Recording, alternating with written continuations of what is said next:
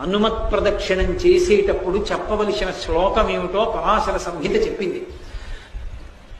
ఆయన దగ్గరికి వెళ్ళినప్పుడు ఆంజనేయం మహావీరం బ్రహ్మ విష్ణు శివాత్మకం తరుణార్క ప్రభం శాంతం ఆంజనేయం నమామ్యహం అంటూ తిరగాలి పరమ మౌనంతో.